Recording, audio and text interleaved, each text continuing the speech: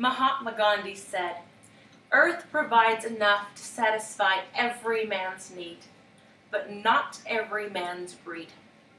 One of today's highly debated topics is whether or not fracking is an environmentally ethical way to drill for oil and gas. Hydraulic fracturing, more commonly known as fracking, is the process of drilling down into the earth before a high-pressure water mixture is directed at the rock, releasing the gas inside. Water, sand, and chemicals are injected into the rock at high pressure, which allows the gas to flow out of the head of the well, according to the BBC.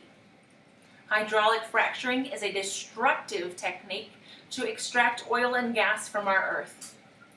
In this speech, I will share with you the problems of hydraulic fracturing, what causes these problems, and the simple solution to fix it. According to the National Wildlife Federation's article on hydraulic fracturing, it is destroying the habitats of wildlife. Roads are built, pipes are laid, and drilling pads are created in rural communities across America. These acts are cutting into the natural habitats of many species of animals. Water supplies for these animals and humans alike are being compromised by hydraulic fracturing.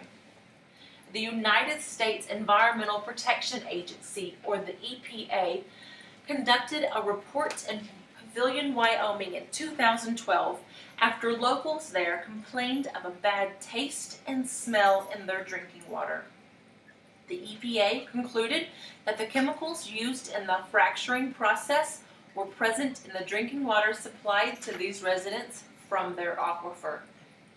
It has long been wondered if hydraulic fracturing is linked to the rise in earthquakes in Oklahoma and Texas and other states where fracturing is present. Time magazine's Brian Walsh reported in March of this year that the link is founded. Geophysicist Justin Rubinstein of the U.S. Geological Survey said in that same report that there is a significant hazard. These problems that are linked with fracking are not without cause. We will next take a look at what causes these issues. Fracking is eating up the land that animals are using for their homes. The National Wildlife Federation says that in some areas, thousands of acres of forests are being chopped down to make way for these fracking sites. The construction of roads and the laying of pipes to these sites are digging up the homes of burrowing and surface animals and insects, forcing them to find a home elsewhere. Wastewater is leaking out of piping that has not been cased properly into our aquifers that provide drinking water for humans and wildlife. The EPA reported that in Wyoming, the surface casing of gas production wells does not extend deeper than the maximum depth of domestic wells in the Pavilion study. This is allowing wastewater to seep into our domestic wells, or the wells that you and I drink from. Not only that, the water solution that is being used to fracture the rock is the culprit for the earthquakes. The pressure that it puts on the existing faults is what causes earthquakes that would not have been caused otherwise, according to Time magazine. And now that we know what the problems are with fracking and what causes these problems, let's take a look at the solution.